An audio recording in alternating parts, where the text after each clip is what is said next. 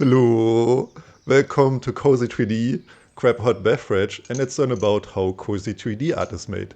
Today I talk with Anastasia Kasyanik, or as she's called on social media, Cozy3D actually.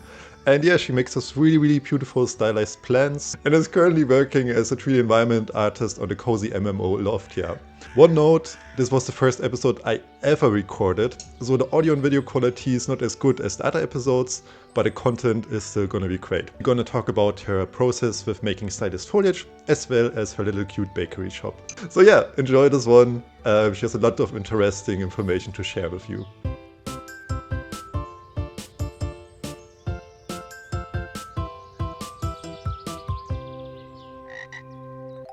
My name is Anastasia. So I live in France. I first worked in an indie dev studio in France. And now I will work as a freelancer on Loftia. I like to make cozy and stylized stuff in 3D. Nice. I really am a big fan of your work, especially like your trees. They're just like filled with magic to me almost. Like they feel so fluffy and so painterly. It's really Yeah, cool. I really love your art. yeah, thank you. Yeah, I developed a shader that worked pretty well. Yeah, for sure. I'm excited to see more of that later. But yeah, for now, you brought this shop scene, right? You made. Yeah, the bakery scene. I can make a little breakdown of my workflow. What I start to make first of all is I gather references. This app is called PureRef, but sometimes I use Miro. What inspired me in this for this artwork was a simple chalkboard signboard I saw one day in front of a restaurant, and I don't know. My brain decided to be inspired by this.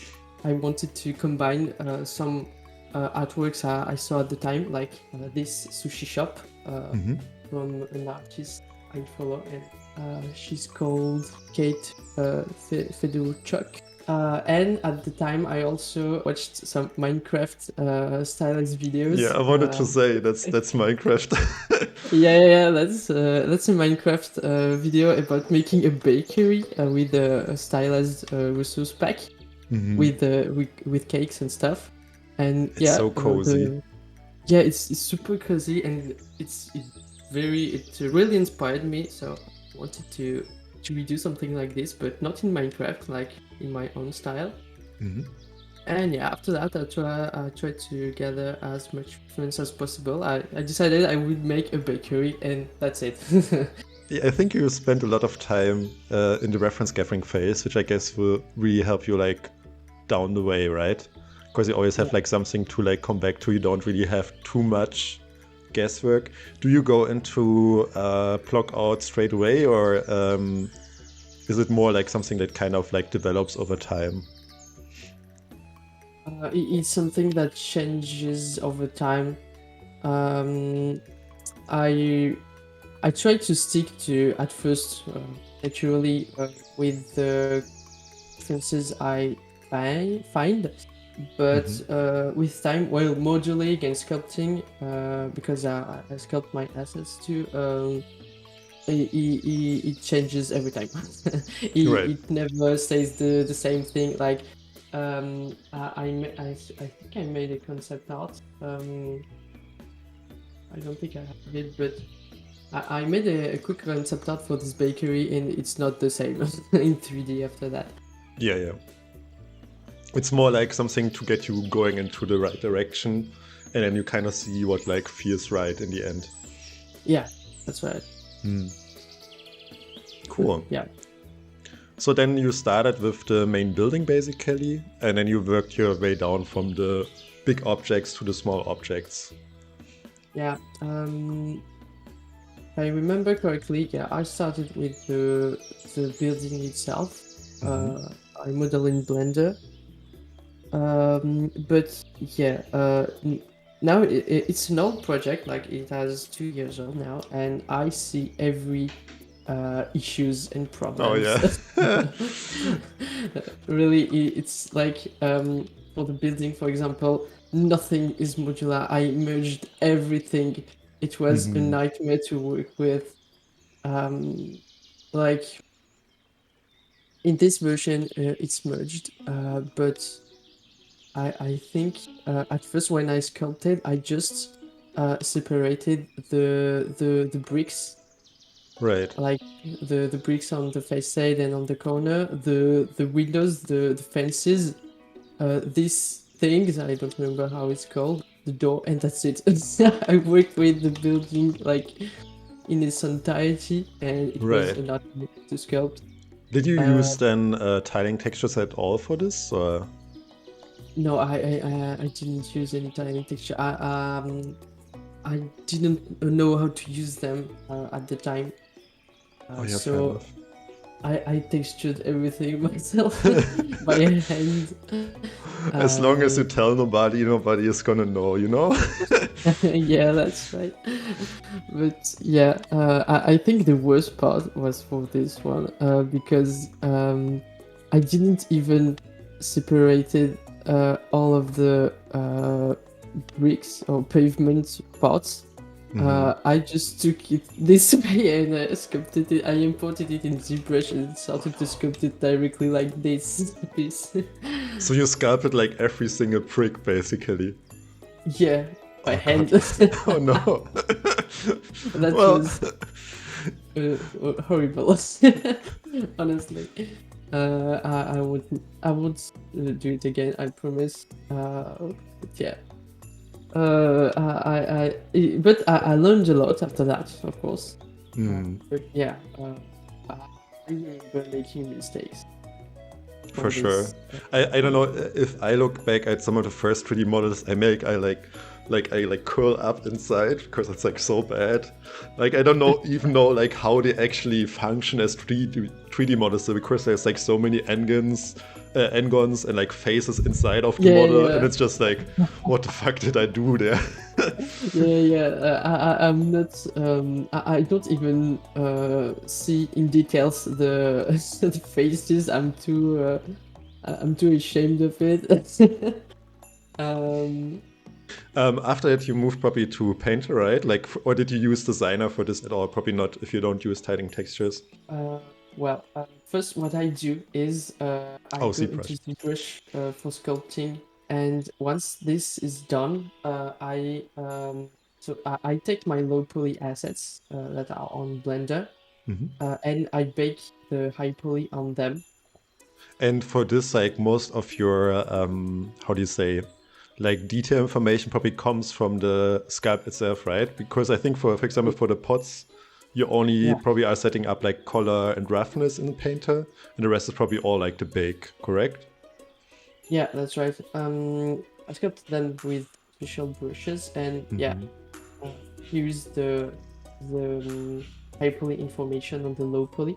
And what I do is that thanks to this informations, I can use smart materials, which will texture. I like to say the texture automatically, because you just have to drag and drop your smart material, and it's like wow, magic. Yeah, yeah. It's the smart materials essentially takes the ambient occlusion, curvature, and normal maps. Uh, And then and it yeah, automatically adds edge highlights and stuff like that, probably, right? yeah, it works pretty well with smart materials, like super powerful. Like if I just drag and drop the 3DX style smart material, Okay, nice. Yeah, that this already like looks like a super good base, and then you like yeah, modify it a bit. Nice. That's a really good time saver.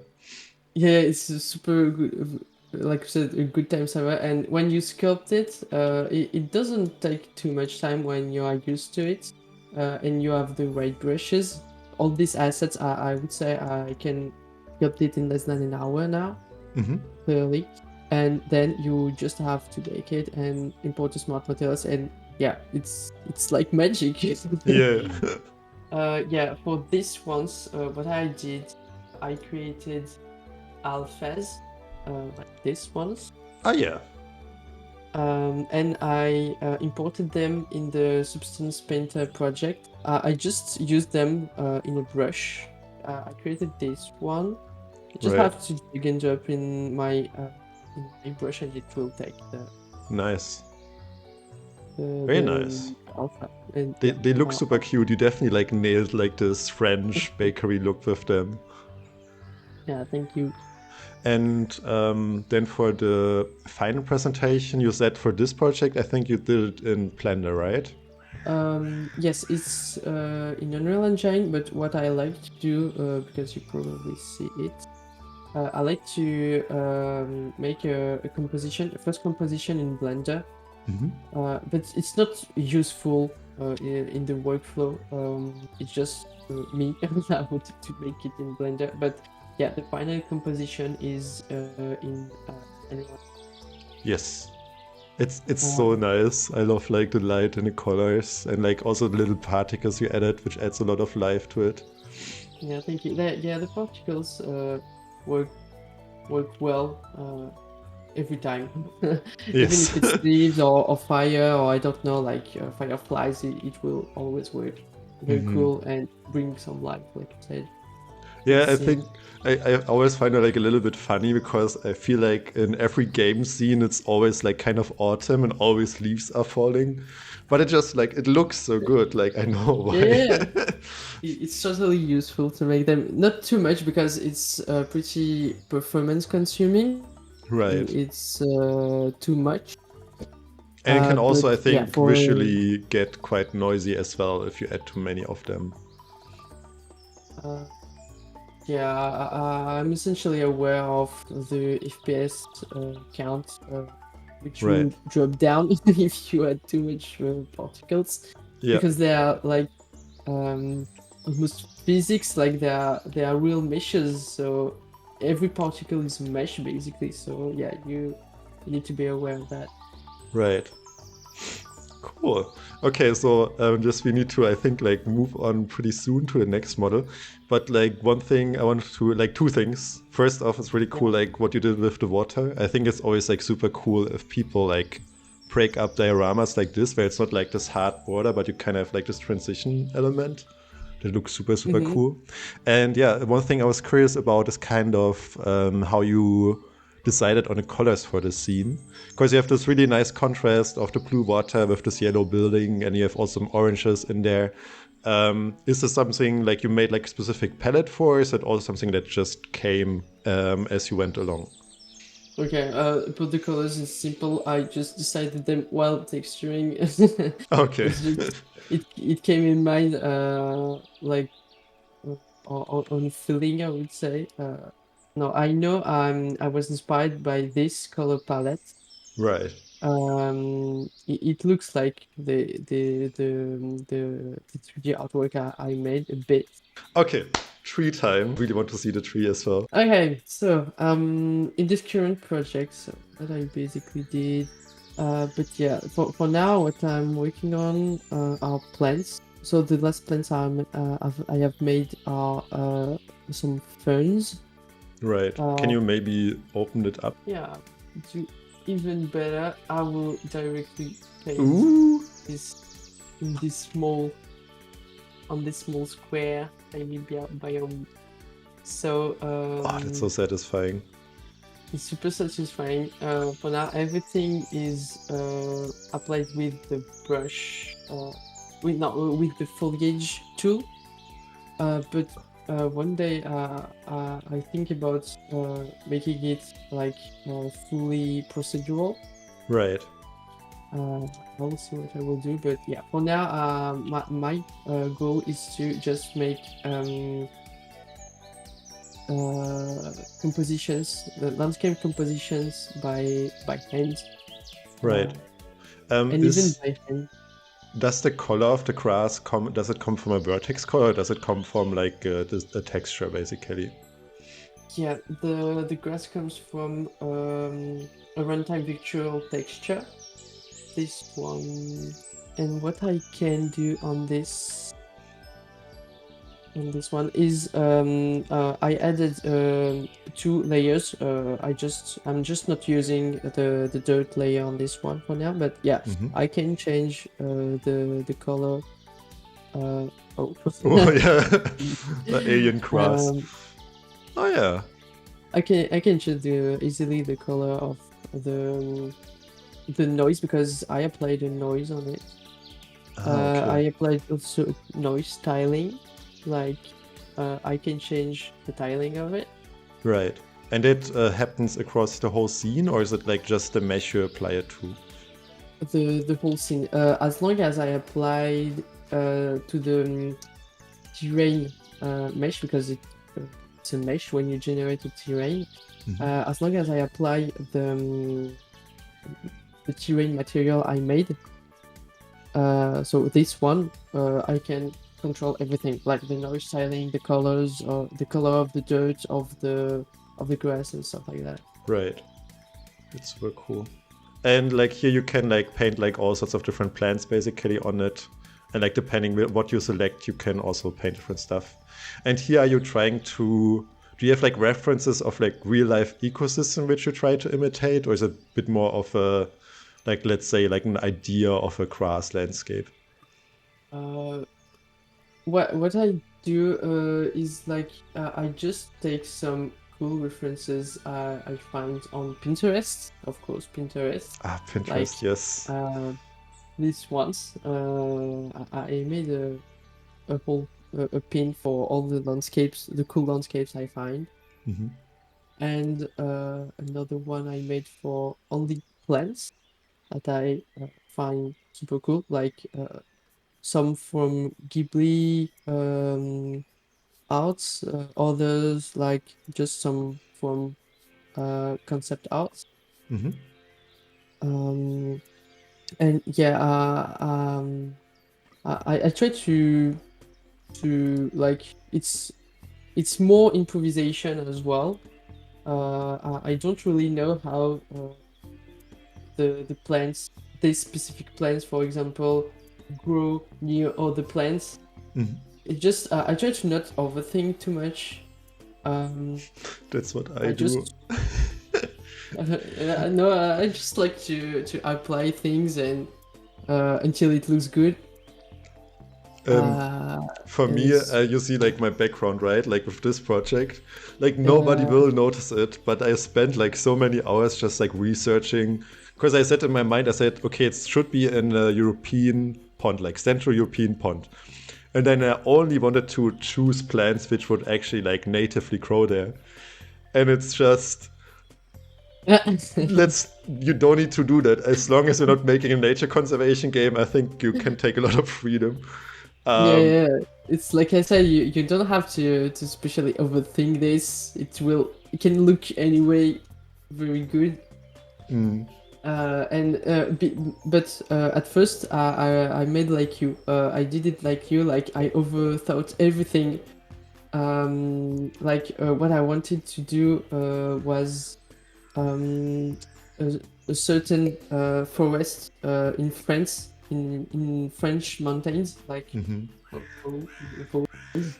I made a trek in these mountains, oh and yeah, it's beautiful. I really wanted to to make the forest from these landscapes, but I realized it was so much researches and I had to paint cool landscapes with cool plants, and I felt like, oh fuck, I just don't need to overthink it. Just make plants and paint them, and that's it. Yeah, make pretty stuff basically. I think it helps to like recreate with like ecosystems to kind of recreate like the general like structure of stuff. So you kind of have like this logical stuff behind it. Yeah, But after that, like I don't think you need to, as long as you're not working like super realistic, I don't think you need to overthink it really. literally. But if you have some, I don't know, some concerns about something, like you would like to know how does this plant grow in in details, maybe you can try to get more information about it, but I do it more rarely now, because yeah, my intention is just to have some cool plants and paint them uh, as I like it. Right, yeah, that makes a lot of sense. Okay, Last question on the grass, something I was curious about. So I think I saw in like one of your Insta posts that at least for the trees, you don't do the thing where the normals just like all point up. And I was also wondering, like maybe with the grass, I think with the grass probably the normals all point up. But like, Mm. do you usually do a lot of like, I think in Blender it's called like spherical projections, or like where you take the normals of a plant and then like make it like point into all directions, so it's like shaded quite evenly. Is that what you do for the For trees?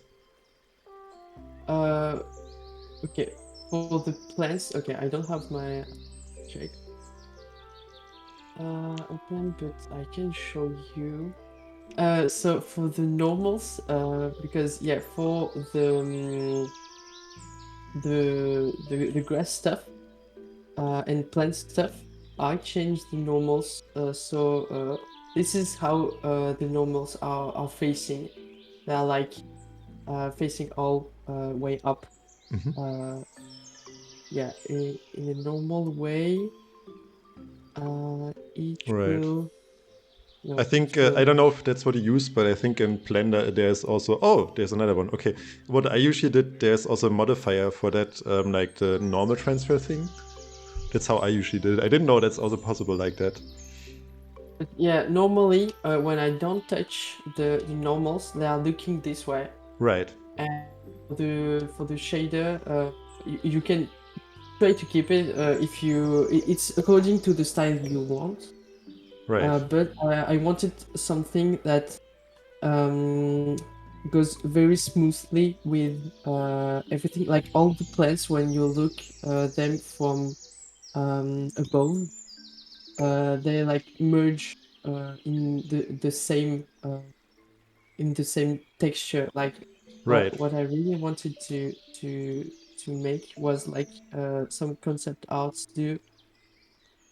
Um, like yeah, like this one. Like you see, Yeah. everything is kind of merged in a single Yeah. texture It's like almost. one a mass basically. Yeah. So like Yeah. to explain it a bit more for like people watching, basically if you don't do that, you don't edit the normals, you get like some harsh shadows basically in there, because like the normals kind of define how your model is lit. And if they're all like pointing the same way, they also basically are all like lit the same way. So you get this very even look you were talking about, Mm. if I got that correct. Yeah, that's how I understand it as well. And yeah, I really wanted this look. So and to have this look, I couldn't just keep the normals oriented this way. I had to make them looking all the way up. And then for the And trees, is it like the normals like all going like out in a sphere basically? At least for like the oak for tree, for example.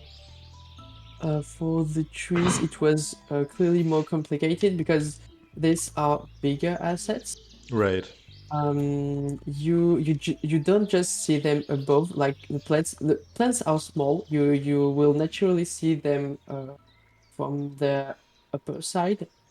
But the trees, they're bigger assets. The normals need to be perfectly oriented in any way, Right. technically. Except maybe And from the top, because you're never really gonna see it like straight from the top, most likely. it depends on from where you want to see your landscape. Like if you want to see it from like this, you will Right. see the top. So Like you need mountain top or to be something like good that. to, yeah, for example. So it was pretty complicated to find something good, and I found like according to the tree, like for my birches, uh, keeping the normals, like the normal way. Like I didn't change them on the birches. They are by default like this. Right. It looks good, but if I do this for the beech trees, uh, it's totally messed up. So I had to find a technique to have the normals looking up, but not strictly up, or it would look like the grass and small plants, and I didn't want that. Right. It was really a completely different workflow for trees and grass. So like the way you did it here, is it like basically mixing, going straight up and then Yeah. normals basically? Yeah, that's basically it. Okay. I just try to make it a bit random. Like they are not facing all the same way. If you Right. watch closely, I try to add some randomness to it, and yeah, this way it looks like a bit chaotic, and this is what I wanted to look. It's a bit chaotic. Right. I did the same thing for the oak tree. And one question on like kind of, I would say like the bubbly trees, if you know what I mean. Are they done like in ZBrush, or is it done with metaballs by chance? Which kind of tree you mean? Like the with the round balls. This one's Yes. Is it the like, birch. yeah, like the bubbly shapes that you do it with metaballs by Oh, chance, or is it a ZBrush or something like that? so this I made it first with basic spheres. Okay. Like I just take a basic sphere and then I just duplicate it and uh, start to create a shape this way with basic spheres. Sometimes I can try to uh, deform them a bit, like Right. with the O tool. Yeah. And Whereas yeah, like proportional you editing. Yeah. you try to like construct an interesting shape this way, and after that, I go into the brush. But I think you can definitely do it using only Blender. But you merge everything and you basically decimate it. Right. Or like remesh, I guess. Remesh, yeah, remesh can work too. But you use decimate. I use decimate in ZBrush. No, but yeah, remesh works fine too. Yeah. Okay, interesting. And yeah, Okay. you basically do this kind. I basically do these shapes using this technique. So, I think we're already nearing the end actually. Thanks a lot for showing me the models so far. It was super, super interesting. I would just like do like some really quick games, really quick questions about like cozy games and your 3D art in general. I just do it like very rapid fire. First off, favorite cozy game? Favorite cozy game? I would say maybe Stardew Valley. Oh yeah. It's 2D, but it's super cozy. And Yeah. you have farming and stuff, and it's so chill. Yeah, I can really just like forget the time. I had like so many times where I just like played it into the night and I was like, oh fuck. Oh, it's super cool. Yeah, I would say it would be Stardew Valley. Right, then my next question would be about inspiration. I think we already talked about that. Like you basically like to take like an object you see in real life, and it can be quite from different contexts, then turning that into an art piece. But on the other hand, what we didn't talk about yet was what kind of artists inspire you, like maybe game artists or also like other kind of artists. I think everyone knows her. Jasmine. Yes, I love her work. I hope I can have her like on the podcast later as well. Her artworks are really inspiring, and I think I started to be interested in stylized 3D thanks to her. Right. I remember that seeing her first artwork that really inspired me was this one. Oh yeah. I think that's quite recent, right? It's like 1 or 2 years old or something like that. Yeah, maybe I saw something. Oh no, okay, no, I remember. I think I saw her sushis first in Sketchfab. Oh yeah. Yeah, Sketchfab is what got me into stylized art as well, actually. There used to be like a really good, or maybe there is still like a really good like low poly and like hand painted scene on Mm. Sketchfab. And it was, Yeah. I don't know, like, because like now it changed a bit. There's a lot of stylized art on ArtStation.